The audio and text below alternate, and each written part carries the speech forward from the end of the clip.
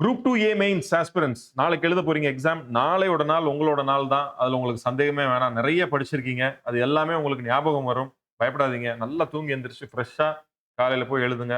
கண்டிப்பா நல்லா ஸ்கோர் பண்ணிருவீங்க. அதுக்கு முன்னாடி நமக்கு தெரிஞ்ச விஷயங்கள்லாம் திருப்பி உங்களுக்கு ஞாபகப்படுத்த வேண்டியது என்னுடைய கடமை. ஒரு 5 முக்கியமான விஷயம் பார்க்க போறோம். டிப்ஸ் அண்ட் ட்ரிக்ஸா கூட நீங்க இத எடுத்துக்கலாம். எக்ஸாம்ல என்ன பண்ணணும், என்ன பண்ணக்கூடாது. ஃபர்ஸ்ட் ட்ரிக் பாருங்க.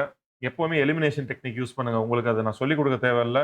பண்ணீங்கனாலே 50, 50 வந்துரும். உங்களுடைய மைண்ட்ல பாதி பர்டன் குறைஞ்ச மாதிரி.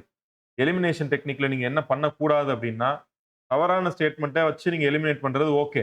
கரெக்ட்டான ஸ்டேட்மெண்ட்ட வச்சு, இது கரெக்ட்டான ஆன்ஸரா இருக்கலாம் அப்படின்னு போகாதீங்க. கரெக்ட்டான ஸ்டேட்மெண்ட்ட வச்சு எலிமினேஷன் டெக்னிக் பண்ணாதீங்க. ஓகே.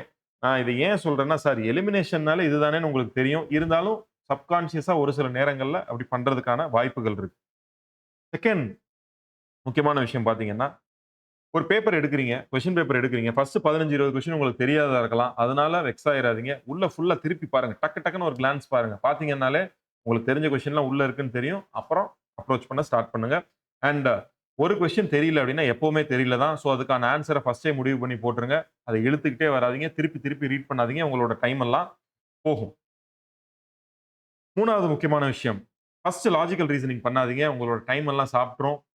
அடுத்து தெரிஞ்ச ஜிஎஸ் கொஸ்டினே பண்ண முடியாம போயிரலாம். சோ ஃபர்ஸ்ட் என்ன பண்ணுங்க, ஜிஎஸ் முடிச்சுட்டு லாஜிக்கல் ரீசனிங் போங்க. அண்ட் இன்னொரு முக்கியமான விஷயம், ஒரே கொஸ்டின்ல நெறைய டைம் ஸ்பெண்ட் பண்ணாதீங்க.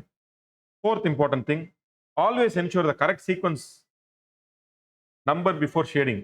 அப்படின்னா என்ன? நீங்க ஷேட் பண்ணிட்டே வரீங்க ஓஎம்ஆர்ல. ஏதோ ஒரு கொஸ்டின் தெரியல. விட்டுட்டு அடுத்த கொஸ்டின் ரீட் பண்றீங்க.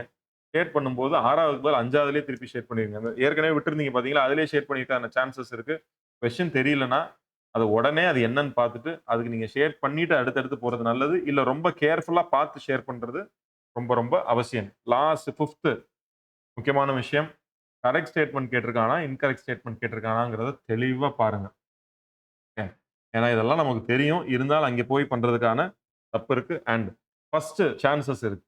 ஃபர்ஸ்ட் ஹால்ஃப் செஷன் அதாவது 9:30லிருந்து 12:30 வரைக்கும் எழுத போறீங்க. ஜிஎஸ் முடிச்ச உடனே அடுத்து மதியமும் எக்ஸாம் இருக்குல்ல. ஸோ முடிச்சுட்டு வந்துட்டு டிஸ்கஸ் பண்ணாதீங்க. எது கரெக்ட், எது தப்புன்னு. அது அடுத்த எக்ஸாம பாதிக்கும். ஸோ நாளைய நாள் உங்களுடைய நாள். நல்லா எழுதிட்டு கீழ வந்து கமெண்ட் போடுங்க. நாளைக்கு கீயும் ரிலீஸ் பண்ண போறோம். ஸோ கீக்காக வெயிட் பண்ணுங்க. Thank you all.